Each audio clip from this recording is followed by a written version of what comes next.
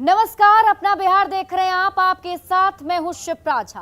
देश के 16वें राष्ट्रपति का चुनाव 21 जुलाई को होने वाला है। निर्वाचन आयोग इसकी घोषणा कर चुका है। एनडीए की ओर से द्रौपदी मुर्मू को राष्ट्रपति पद का उम्मीदवार बनाया गया है। विपक्ष की ओर से यशवंत सिन्हा मैदान में है। ऐसे में सवाल उठता है कि नीतीश कुमार की पार्टी जेडीयू द्रौपदी मुर्मू का समर्थन करेगी। यह सवाल इसलिए भी उठता है कि राष्ट्रपति चुनाव में 2 बार नीतीश कुमार के फैसले ने सबको चौंकाया है। याद करिए, जब प्रणब मुखर्जी राष्ट्रपति चुनाव के मैदान में थे तो नीतीश कुमार एनडीए के साथ थे, लेकिन उन्होंने महागठबंधन के प्रत्याशी यानी प्रणब दा को अपना समर्थन देकर सबको हैरान कर दिया।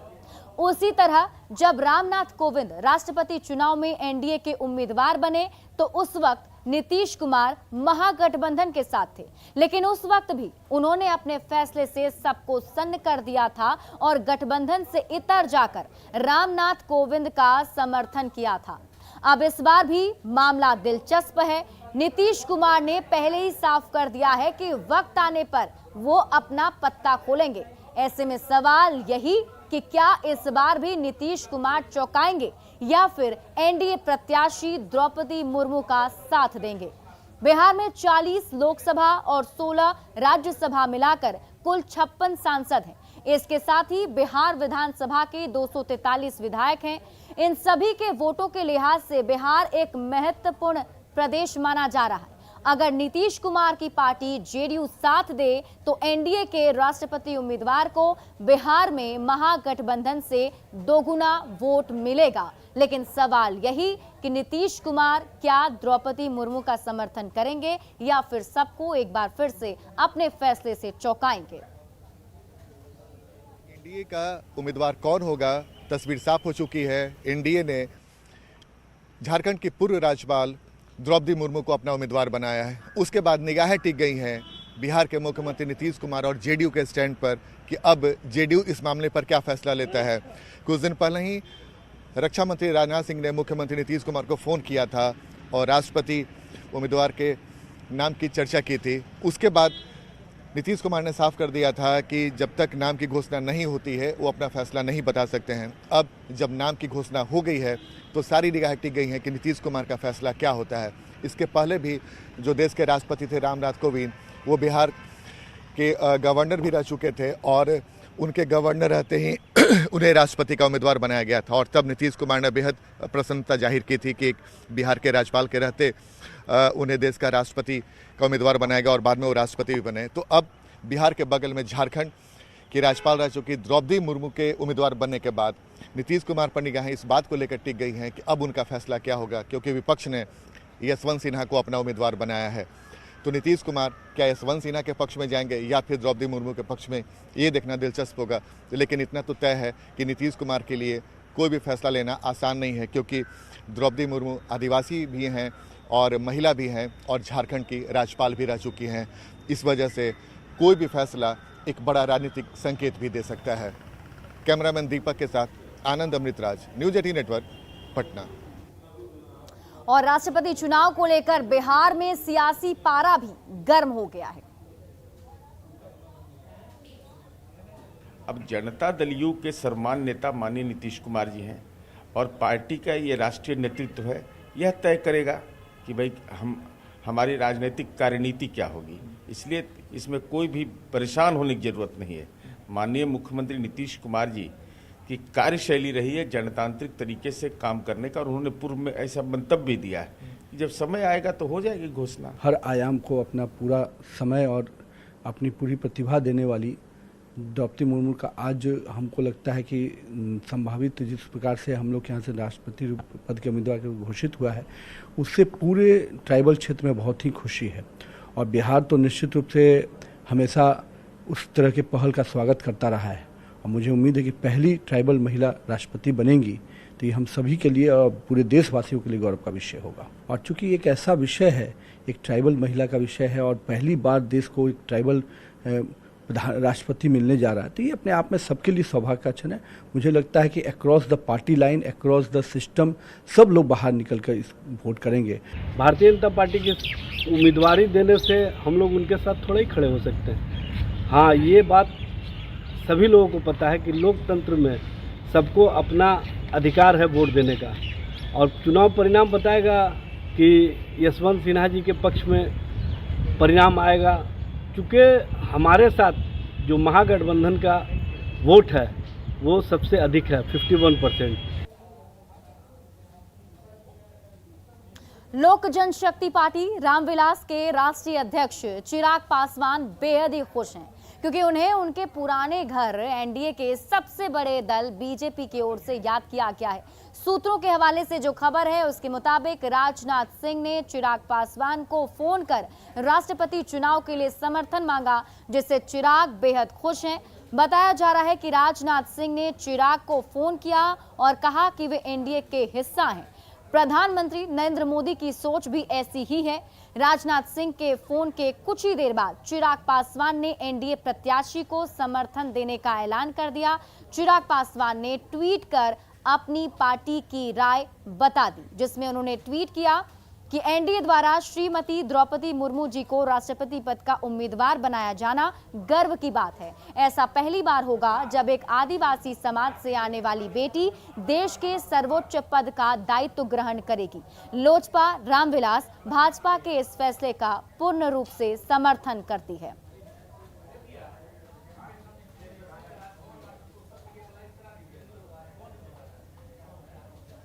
और इसी बीच बड़ी खबर आपको बता दें, द्रौपदी मुर्मू के समर्थन में हम पार्टी भी है। तो इस वक्त की बड़ी खबर आपको बता रहे हैं, जीतन राम मांझी ने भी ऐलान कर दिया है द्रौपदी मुर्मू के समर्थन का, और इधर पशुपति पारस भी द्रौपदी मुर्मू के समर्थन में है। तो इस वक्त की बड़ी खबर आपको बता रहे हैं। देखिए, एक एक करके बिहार के जो अलग अलग दल हैं वो अपने अपने पत्ते खोल रहे हैं, अपनी अपनी जानकारी दे रहे हैं, जिसमें अब जीतन राम मांझी की पार्टी हम ने द्रौपदी मुर्मू का समर्थन करने का ऐलान किया है। और राष्ट्रपति चुनाव को लेकर आरजेडी का फैसला भी सामने आ चुका है। आरजेडी ने भी तस्वीरें साफ कर दी हैं। यशवंत सिन्हा को आरजेडी का समर्थन मिलेगा। आरजेडी ने आज ऐलान कर दिया है द्रौपदी मुर्मू का आरजेडी विरोध करेगा और यशवंत सिन्हा का समर्थन किया जाएगा।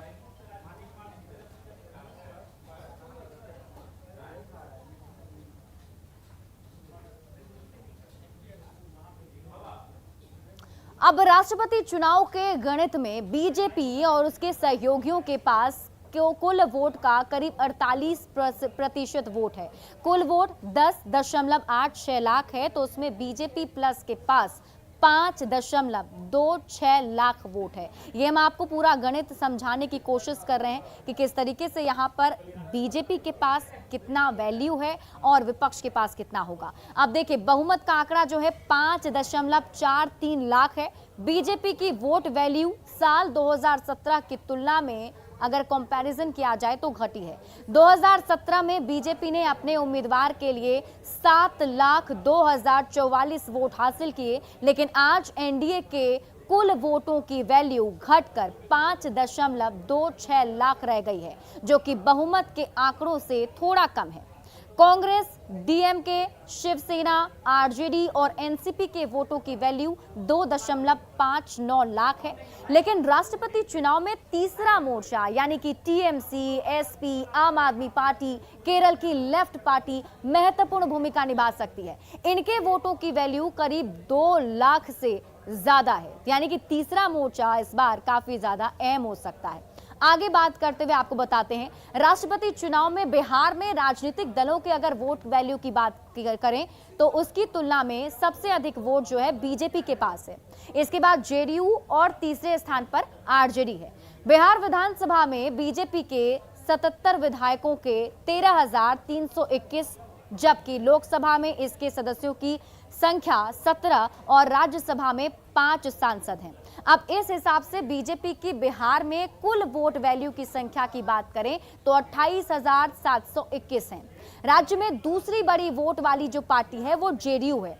इनके विधायकों के कुल 45 वोटरों के 7,785 और लोकसभा के 16 सांसद और राज्यसभा के 5 सांसदों को मिला दें तो 14,700 ये वोट वैल्यू होता है। अब इस तरह से उसके पास कुल वोट 22,485 होता है। वहीं वोटरों के लिहाज से अगर देखें तो बिहार में तीसरे नंबर की पार्टी है आरजेडी। उनके पास 76 विधायक हैं, 13,148 और 5 सांसदों के 3500 वोट, यानी आरजेडी की अगर कुल वोट वैल्यू की बात की जाए तो 16,648 हैं। कांग्रेस के 19 विधायकों की 3,287 और 2 सांसदों को अगर मिला दें, एक लोकसभा और एक राज्यसभा के, तो 1400 वोट हैं।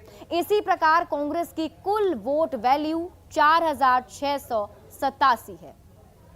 अब जरा बिहार में छोटी पार्टियां जो हैं उनके पास कितना वैल्यू मौजूद है उसकी बात करते हैं। सबसे पहले बात रालोजपा की, तो 5 सांसद हैं तो वैल्यू हो गया 3500। लोजपा रामविलास की तो एक ही सांसद हैं, वैल्यू हुआ 700। भाकपा माले की तो इनके पास 12 विधायक हैं, इनकी वैल्यू 2076। AIMIM की 5 विधायक हैं, इनका वैल्यू 865 है। भाकपा 2 विधायक हैं, वैल्यू 346 है। वहीं भाकपा के और भी 2 विधायक हैं जिसकी वैल्यू 346 है। हम के 4 विधायक हैं जिसकी वैल्यू 692 है। वहीं अगर निर्दलीय की बात करें तो निर्दलीय एक ही विधायक है जिसकी वैल्यू 173 है। तो ये पूरा ग्राफ था और ये उस गणित को हमने आपको समझाने की कोशिश की किस तरीके से बिहार कितना इंपॉर्टेंट रखता है इस पूरे राष्ट्रपति चुनाव में। और इस पूरी खबर पर बातचीत करने के लिए हमारे सहयोगी आनंद अमृतराज जुड़े में, सीधे उनका रुख कर लेते हैं। आनंद, देखिए हमने सब कुछ दर्शकों को बताया, लेकिन सबसे बड़ा सवाल जो उठ रहा है वो यही कि नीतीश कुमार क्या करेंगे, क्योंकि अपने कई सारे फैसलों से इससे पहले वो सबको चौंका चुके हैं। देखिए सिप्रा, निश्चित तौर पे आपने बहुत महत्वपूर्ण सवाल किया और इस सवाल का जवाब बिहार की सियासत में भी खोजा जा रहा है, और खासकर तब जब इधर कई ऐसे मुद्दे हैं जिसके बहाने बीजेपी और जेडीयू के संबंध बेहतर नहीं बताए जा रहे थे। चाहे अभी आप अग्निपथ योजना को लेकर ही जिस तरीके से बीजेपी और जेडीयू के नेताओं के बीच में बयानबाजी के तीर चले, उसके बाद ये सवाल खड़े हो रहे थे। लेकिन इसके पहले मैं आपको बता दूं कि नीतीश कुमार ने जब भी राष्ट्रपति चुनाव का मौका आया, चाहे प्रणब मुखर्जी को वोट देने का मामला हो या फिर रामनाथ कोविंद का, उन्होंने छवि पर सबसे ज़्यादा ध्यान दिया है। और जेडीयू के सूत्र बता रहे हैं कि नीतीश कुमार इस बार भी छवि पर ही ध्यान देंगे। और बिहार में एनडीए के जो 4 घटक दल हैं, पशुपति पारस का लोजपा हो या फिर हम हो या फिर बीजेपी और जेडीयू, तो 3 पार्टियों ने तो स्टैंड क्लियर कर दिया है कि उनके उम्मीदवार कौन होने हैं। जेडीयू का उम्मीदवार कौन हो, जेडीयू का समर्थन किसे मिलेगा, इस पर भी तस्वीर बहुत जल्द साफ होने की उम्मीद है। सूत्र बता रहे हैं कि बहुत जल्द इसकी भी घोषणा कर दी जाएगी। लेकिन फिलहाल एक झारखंड की राज्यपाल रह चुकी है द्रौपदी मुर्मू, और कुछ दिन पहले आपको याद होगा कि झारखंड के खीरू महतो को राज्यसभा का उम्मीदवार भी बनाया था जेडीयू ने। तो जेडीयू के नज़र में भी झारखंड बेहद महत्व रखता है, तो इस वजह से भी माना जा रहा है कि जेडीयू का झुकाव क्या हो सकता है। और ऐसे भी नीतीश कुमार ने इसके पहले जो भी छवि को देखकर अपना वोट दिया, तो इस बार भी चूंकि द्रौपदी मुर्मू का छवि बहुत बेहतर है, आदिवासी हैं, महिला हैं और पहली आदिवासी महिला राष्ट्रपति हो सकती हैं, तो जेडीयू को लेकर बहुत ज़्यादा संशय की स्थिति फिलहाल नहीं दिख रही है। लेकिन फैसला क्या होगा, ये अंतिम फैसला नीतीश कुमार को ही करना है। लेकिन इतना तो तय है कि बिहार की सियासत में जो भी फैसला जेडीयू करेगी उसका दूरगामी परिणाम भी देखने को मिल सकता है, क्योंकि अगर द्रौपदी मुर्मू के पक्ष में वोटिंग करता है जेडीयू, तो इसका मतलब साफ है कि 2024 तक एनडीए के एकजुटता पर कोई सवाल खड़े नहीं होंगे। लेकिन अगर कुछ फैसला प्रत्याशित होता है जिसकी संभावना फिलहाल कम दिख रही है, तब बहुत कुछ सियासत में समीकरण बदल सकते हैं। लेकिन इसी वजह से मैं आपको बार बार बोल रहा हूँ कि बहुत जल्द इसकी घोषणा हो जाएगी। और इसके पहले भी इसलिए सबकी निगाहें जो है कहीं ना कहीं नीतीश कुमार पर टिकी हुई हैं और देखना होगा उनका फैसला क्या होता है और उनके फैसले का असर क्या होता है। बहुत बहुत शुक्रिया तमाम जानकारी के लिए आनंद अमृतराज। बढ़ते हैं आगे। जीतन राम मांझी ने ट्वीट कर द्रौपदी मुर्मू का समर्थन करने का ऐलान किया है और प्रधानमंत्री मोदी को राष्ट्रपति उम्मीदवार बनाए जाने के लिए धन्यवाद भी दिया है। और देखिए उन्होंने ट्वीट करके क्या लिखा है वो हम आपको बता रहे हैं। पूर्व राज्यपाल आदिवासी समुदाय की द्रौपदी मुर्मू को राष्ट्रपति का उम्मीदवार बनाया गया है, इसके लिए हार्दिक शुभकामनाएं और बधाई प्रधानमंत्री को दिया गया है। और पटना में आरजेडी का राजभवन मार्च है। आपको बता दें कि अग्निपथ योजना के खिलाफ राजभवन मार्च आरजेडी की कर रही है और विपक्ष की पार्टियां इसमें शामिल हैं। कांग्रेस ने मार्च से दूरी बनाई है और राज्यपाल को ज्ञापन सौंपेंगे। हमारे सहयोगी रवि एस नारायण अधिक जानकारी के साथ जुड़े, में सीधे उनका रुख कर लेते हैं। रवि, क्या कुछ हो रहा है वहां, क्या माहौल बना हुआ है?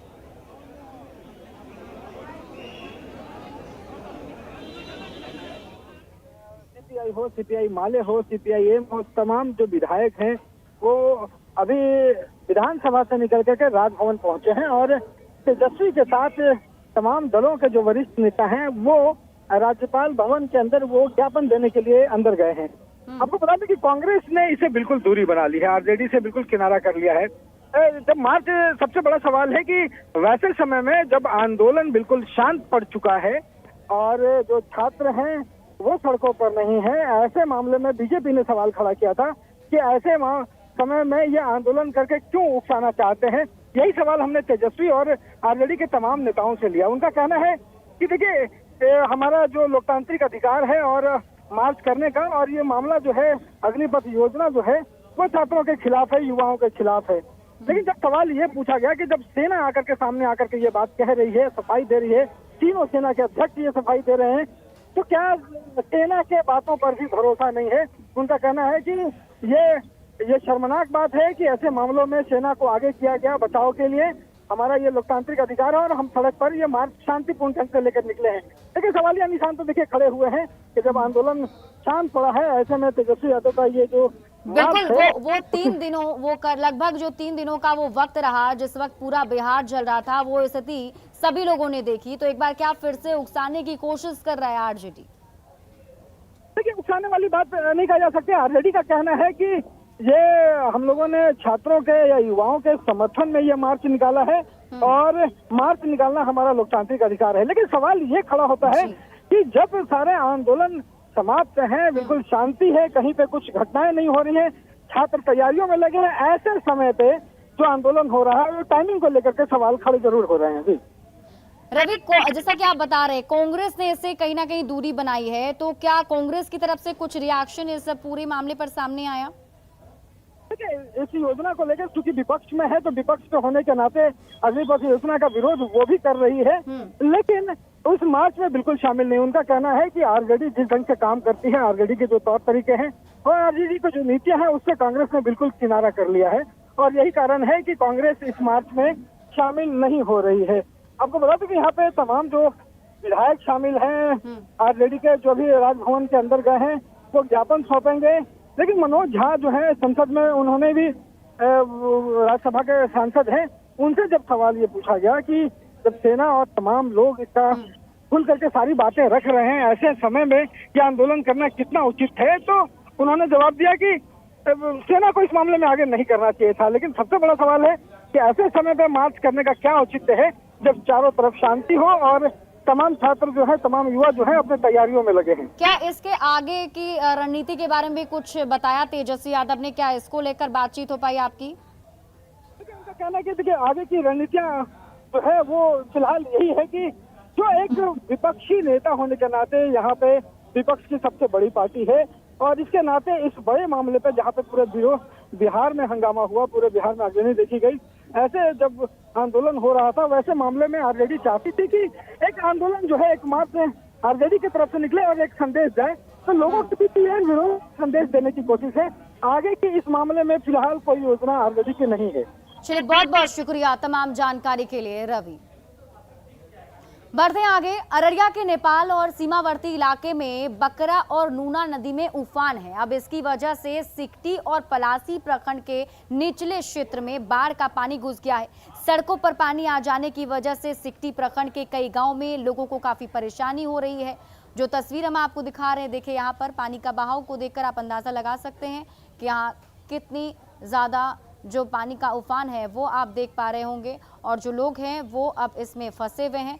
काफी ज्यादा दिक्कतें लोगों के सामने हैं।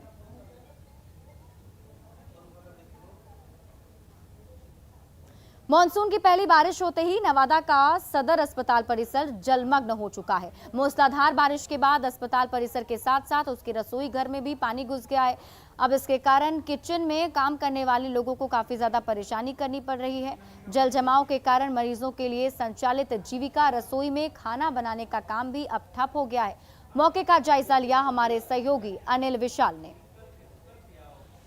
मानसून की पहली बारिश और कई जगह जल जमाव की स्थिति और इससे शहर का कई इलाका पूरी तरह से जलमग्न हो गया है, तो इससे सदर अस्पताल का हिस्सा भी इससे अछूता नहीं है। इस वक्त हम तस्वीर आपको नवादा सदर अस्पताल की दिखा रहे हैं, जहाँ की आप देख सकते हैं कि किस प्रकार से जीविका रसोई जो सदर अस्पताल में संचालित है वो पूरी तरह से जलमग्न हो गई है। और पानी के आ जाने से आज शाम में जो रसोई जो है वो पूरी तरह बंद कर दी गई है। हालांकि अभी पानी में थोड़ा स्तर नीचे ज़रूर गिरा है, मगर बारिश होते ही पूरा रसोई जो है पूरी तरह से जलमग्न हो गया। आप देख सकते हैं खाना बनाने की तैयारी चल रही थी, मगर पानी के कारण जो है वो खाना बन नहीं पाया और मजबूरी में यहाँ जो पेशेंट जो भर्ती थे उन्हें केवल दूध और ब्रेड देकर अंडा देकर यहाँ से आज दिया गया। मगर इस दौरान जो तस्वीर हम आपको दिखा रहे हैं वो आप देख सकते हैं कि किस प्रकार से पूरा जीविका दीदी का जो रसोई है वो पूरी तरह से जलमग्न हो गया है और इसका एक एक हिस्सा जो है वो पूरी तरह से पानी से भर गया है। यह अस्पताल का निचला हिस्सा है, इसलिए यहाँ वाटर लॉगिंग की समस्या हर साल होती है। बावजूद इस स्थान पर जीविका रसोई बनाई गई और नतीजा इस बार सबके सामने है। यहाँ पे जीविका दीदी रसोई जो काम करती है उनसे हम बात करते हैं। बताइए क्या कुछ समस्या हो रही है आप लोग को? यही समस्या हुआ कि पानी पड़ने के वजह से मेरा रसोईया डूब गई है। बाहर से पानी आ रहा है और उन्हें पानी पूरा कंटीन में भर गया है। हम लोग बहुत प्रयास किए कि मरीज के खाना बना कर दें, बाकी कैसे दें, ढेर मनी पानी हो गया था। अच्छा। इसीलिए हम लोग खाना नहीं दे पाए। दूध दिए हैं और ब्रेड दिए हैं, अंडा दिए हैं, ये सर के आदेश के कारण से। अब देखना होगा सदर अस्पताल प्रबंधन कब पे इस पे एक्शन लेता है और जो पानी जमने की जो समस्या है उसे कब तक पूरा कर लिया जाता है। अनिल विशाल, न्यूज़ 18 नवादा। और फिलहाल इस बुलेटिन में अभी के लिए बस इतना ही, लेकिन न्यूज़ 18 बिहार झारखंड पर खबरों का सिलसिला लगातार जारी है।